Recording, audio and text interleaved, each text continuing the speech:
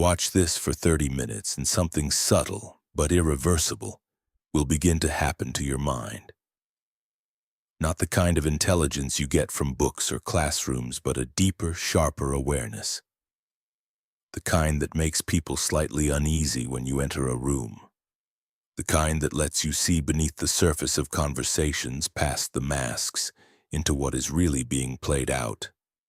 A kind of clarity that makes manipulation almost impossible. Most people move through life in a kind of half-sleep. They listen to words, accept appearances, and assume the world works the way they were taught. They trust what is said instead of observing what is done. And then, years later, they find themselves confused. Why didn't things turn out the way they expected? The answer is simple but not easy to accept. They are missing a few essential mental shifts, quiet realizations that fundamentally change how you see human behavior. Once these shifts take root, you don't just learn something new. You become someone new. Patterns begin to reveal themselves. Outcomes become predictable. Motivations once hidden become obvious. And that's when you become dangerous. Not dangerous in a physical sense, but dangerous in a psychological one. The kind of person who cannot be easily deceived, controlled, or played. And naturally, those who rely on illusion and manipulation don't like people like that. Before we go any further, you should understand something clearly. These shifts are not temporary. Once you see them, you cannot unsee them. You won't be able to return to that earlier innocence. And yes, there is a cost. You may feel more alone. You may notice a growing distance between how you see things and how others do. You may even feel uncomfortable with truths you once ignored. So if you prefer comfort over clarity, if you want to keep believing that words are truth and intentions are pure, you can stop here. But if you want to see clearly, then stay. Let's begin with the first shift, the foundation. Everything else builds on this, and ironically, it's the one most people resist the most. Here it is. People don't mean what they say. That doesn't mean everyone is lying. It means something deeper. Words are not reliable indicators of what someone truly thinks, feels, or intends. Words are often performances. They are tools people use to shape your perception, to gain advantage, or simply to navigate a moment. Think back for a moment. How many times has someone promised something and didn't follow through? How many times has someone said they cared and then vanished when it mattered? How many times has someone claimed they would change and remained exactly the same? Were they lying? Not always. More often, they meant it in that moment. But the moment passed, the emotion faded, and the words lost all substance. 'Cause words are easy. They cost nothing. Anyone can say anything, and most people say whatever benefits them in the present, whether it's to look good, avoid conflict, or gain something they want. This is where many people get trapped. They take words at face value. They assume that if something is said, it must carry weight. But in reality, words are often just noise. What changes when you truly understand this? You stop listening and start observing. Instead of being impressed by promises, you begin to study patterns. Instead of asking, what did they say? You ask, what did they do? Someone says they value you. Do their actions reflect that? Someone promises to change. Do you see actual change or just repeated declarations? Someone claims loyalty. Do they show up when it costs them something? When you shift your focus from words to behavior, confusion disappears. Reality becomes clearer. You no longer struggle to reconcile contradictions because you understand one simple truth. Actions reveal what words conceal. And here's where it becomes powerful. Most manipulation happens through language, through explanations, excuses, promises, and justifications. It relies on your willingness to believe what you hear. But when you stop trusting words blindly, that entire system breaks down. Suddenly, you're no longer reacting to what people say. You're evaluating what they consistently do. And that makes you incredibly difficult to influence. For someone used to controlling others through talk, this is frustrating. Their usual tactics fail. Their explanations don't land. Their words lose power. because you're not listening anymore. You're watching, and what you see tells you everything. That's the first shift. People don't mean what they say. Watch behavior, not words. Once this settles into your mind, truly settles, you've taken the first step toward seeing clearly. Now, once you truly internalize that people don't mean what they say, something interesting happens. You stop being confused by contradictions, but a new question emerges. Why? Why do people say one thing and do another? Why do they make promises they don't keep? Why do they hurt people they claim to care about? And this brings us to the second shift, the one that begins to explain nearly all human behavior once you see it clearly. Here it is. Everyone operates from self-interest. Everyone, no exceptions. Now, before you resist this, before you think about all the kind, generous, or selfless people you know, stay with me. This isn't about labeling people as good or bad. It's about understanding the underlying mechanism behind every decision. At the core of every action, every choice, every hesitation, there is always a calculation.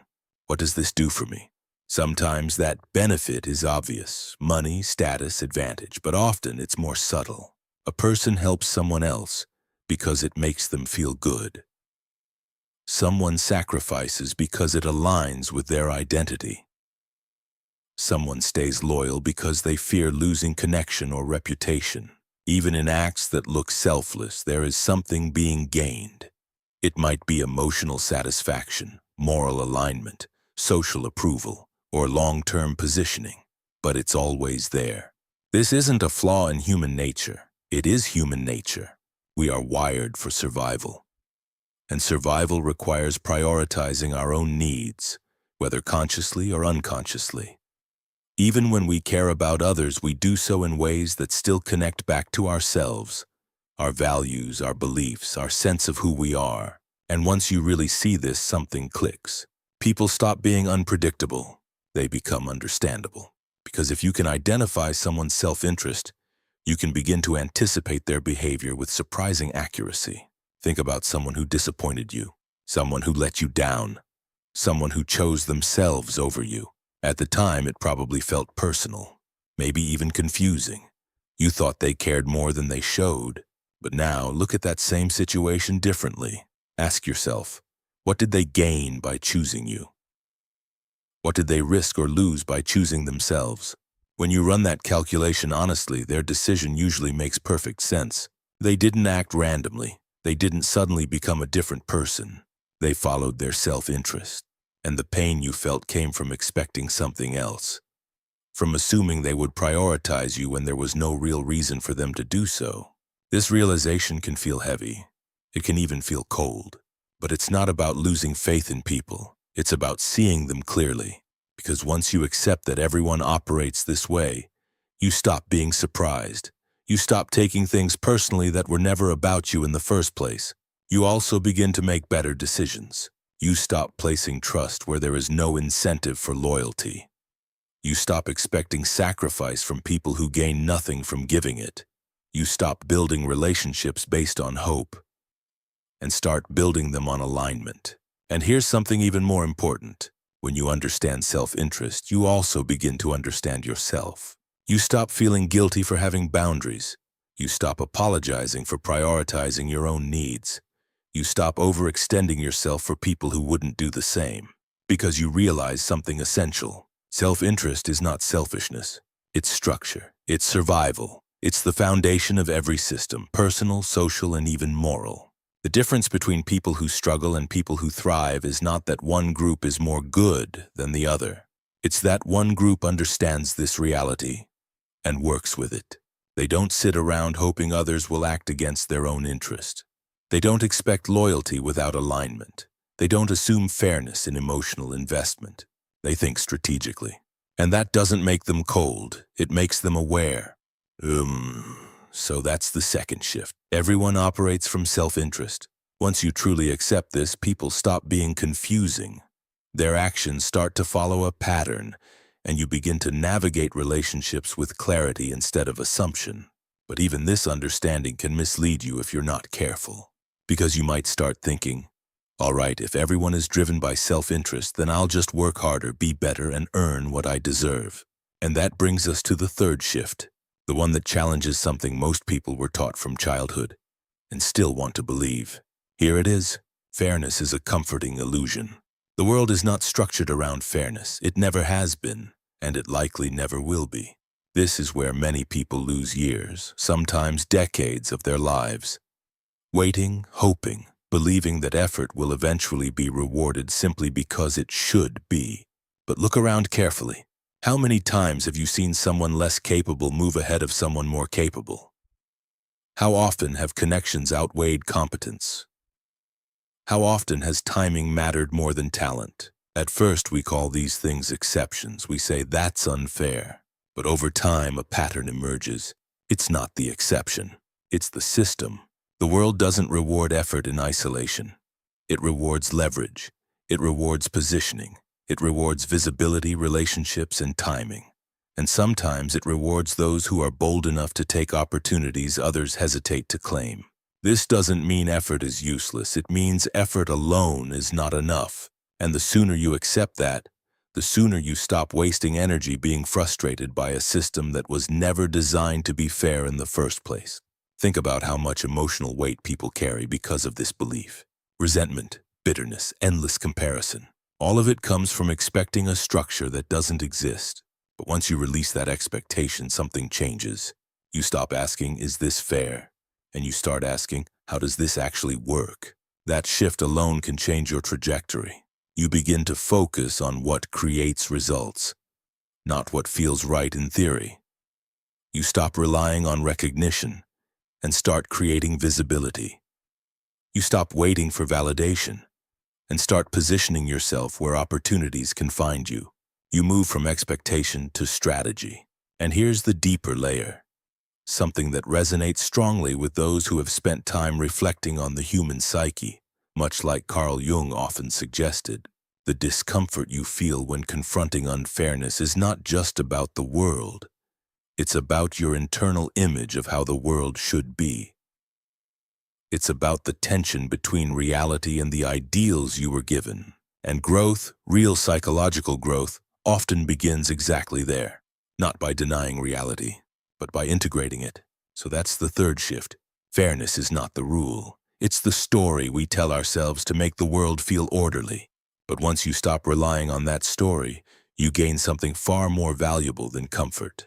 You gain clarity, and with clarity comes power. But even now, even with these three shifts, you're only beginning to see the surface, because what comes next will challenge something even deeper. The idea that everyone is playing by the same rules. And once you see that, everything changes again. And this is where the illusion begins to fracture even further. Because even if you accept that the world is not fair, even if you understand that people act from self-interest, you might still hold on to one last assumption, that at least we are all playing by the same rules, that there is some shared structure, some invisible agreement that binds everyone equally. But that brings us to the fourth shift, and this one is deeply unsettling. Here it is. The rules don't apply equally. There are rules for ordinary people, and there are rules for powerful people, and these are not the same rules. Most people grow up believing that rules exist to create order and fairness, that if you follow them, you'll be protected, that if others break them, they'll be punished. But reality tells a different story. Regular people are expected to follow rules strictly. They show up on time. They respect authority. They pay what they owe. They wait their turn. And if they don't, consequences come quickly. But when you look at those with power, real power, you begin to notice something different. They bend rules. They reinterpret them. They sometimes ignore them entirely. And often, nothing happens. Think carefully about the patterns you've seen. High-level executives bending regulations. Public figures breaking promises without consequence. Influential individuals navigating systems in ways others simply cannot.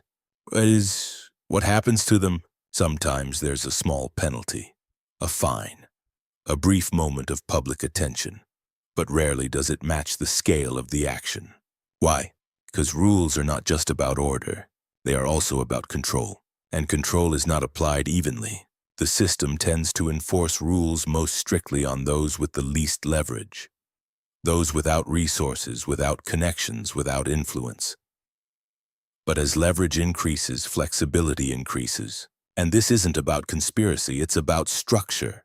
Those who shape systems often design them in ways that preserve their own advantage, whether consciously or not. Over time, this creates layers, and those layers determine how strictly rules apply. So what changes when you see this clearly? You stop assuming that playing by every rule will automatically lead to success. You stop equating rule following with moral superiority. And most importantly, you stop being naive about the environment you're operating in. Now, this doesn't mean abandoning integrity.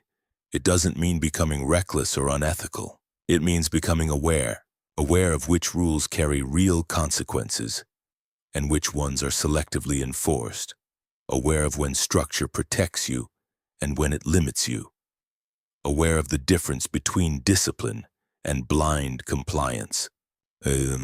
Because there's a difference. Discipline is a choice, blind obedience is a habit, and one empowers you, while the other can quietly hold you back. This is where a deeper psychological insight comes into play, something that thinkers like Carl Jung explored in a different language. Jung spoke about the shadow, the parts of ourselves and society that we prefer not to see, the uncomfortable truths we push away because they conflict with our sense of order or morality. But ignoring the shadow doesn't remove it. It just makes it invisible, and therefore more powerful. And the unequal application of rules is part of that shadow. Once you see it, you can't pretend everything operates on equal ground anymore. And that forces a decision. Do you continue to operate as if the system is perfectly balanced? Or do you begin to move with a clearer understanding of how it actually functions?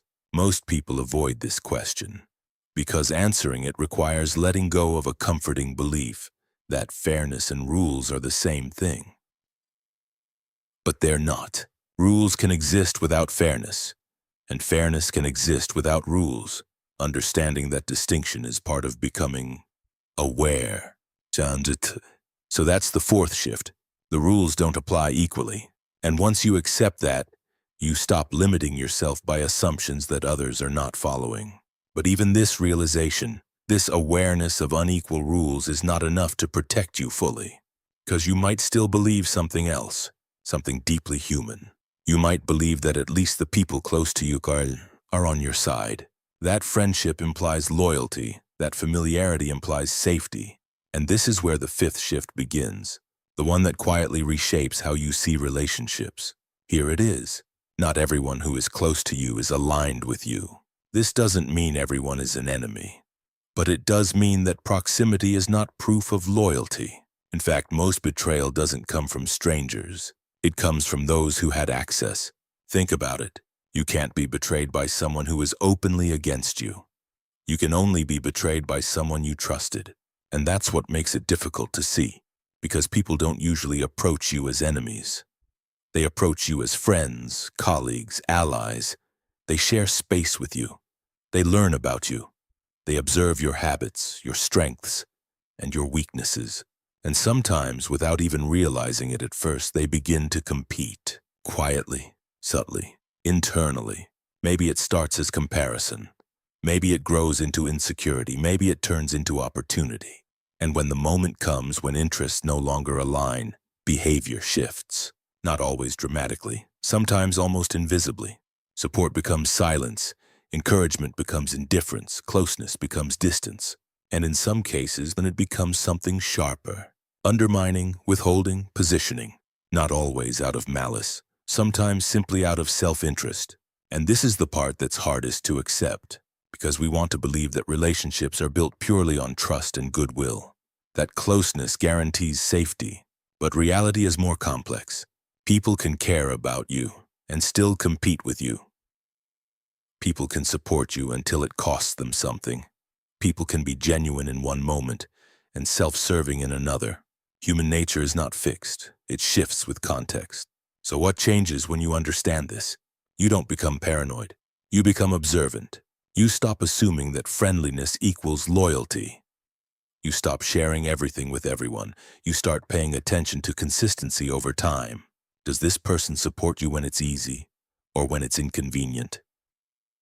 Do they celebrate your growth or subtly resist it? Do they protect your trust or use information carelessly? You begin to see the difference between surface-level connection and deeper alignment. And perhaps most importantly, you become more selective, not closed off, but intentional. Because proximity is powerful. The closer someone is, the more influence they have, the more they can support you or affect you. And not everyone deserves that level of access. This isn't about isolating yourself. It's about choosing wisely, understanding that trust is not something given automatically. It's something built, tested, and observed over time. So that's the fifth shift. Not everyone close to you is aligned with you. And once you see this, you begin to move through relationships with a different kind of awareness, one that protects your energy without shutting down your humanity. But even with this awareness, there is still something that can expose you, something that many people misunderstand completely. Because you might think, all right, I'll just be honest, I'll be open, I'll show my struggles. That's how people connect. And that brings us to the sixth shift, one that is often misunderstood and rarely discussed honestly. And once you see it clearly, it changes how you present yourself to the world.